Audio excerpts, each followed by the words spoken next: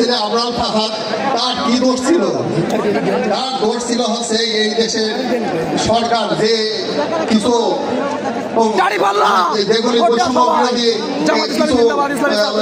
চুক্তি করেছিল ভারতের সঙ্গে, সেইটাই আমার ছেলে হোসেন সেটা ফেসবুকে স্ট্যাটাস দিতেছিল। এদের মধ্যে ছিল ফেনী নদী থেকে প্রতিদিন 1,35,000 কিউসেক পানি ভারতকে বিনা ঔদারিতে তাকে দেওয়া হচ্ছিল। সেইটা গোপনে হয়তো এই চুক্তিটা করেছিল, সেইটাই এই ফেসবুকে দিত। তারপর তৎকালীন 47 সালে দেশ ভাগ হওয়ার সময় তৎকালীন সরকার পশ্চিমবাংলার কলকাতা বন্দর ব্যবহার করার জন্য সেটা অনুমতি চেয়েছিল, কিন্তু সে তারা দিয়েছিল না। তার বিনিময়ে এই ফেসিবাদ সরকার মোল্লা পোর্ট তাদের ব্যবহার করার জন্য অনুমতি দেওয়া হয়। তাছাড়াও আমাদের দেশে মাছ আমরা পাই না, ইলিশ মাছ পাই না, সেই ইলিশ মাছ অল্প দামে তাকে ভারতে দেওয়া হতো। এইভাবে বৈষম্য বিরোধী যেগুলি চুক্তি ছিল সেইগুলি নিয়ে দেশের পক্ষে কথা বলার জন্য তাকে নির্মমভাবে 2019 সালে 6 অক্টোবর দিবাগত রাতে তাকে নির্যাতন করে তাকে হত্যা করা হয়।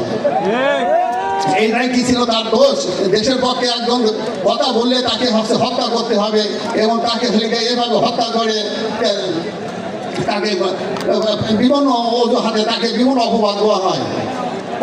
আপনারা জানেন ভবিষ্যতে আমি আপনাদের এখানে জাতীয় নেতৃবৃন্দ আছে, আমরা আপনাদের কাছে আমার ছেলের হত্যার বিচার এখনো পাইনি।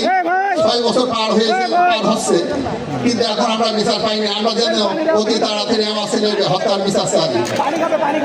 তাছাড়া ভবিষ্যতে আর এগুলি আর এই হলে যে সমস্ত র্যাগিং হয়, এখন আমাদের ডক্টর ইউনূস সরকার আছে, ওনার কাছে আমার আবেদন জানাবে যারা হলে নির্যাতনের মাধ্যমে যারা নিহত হয়েছে তাদের তালিকা করার জন্য।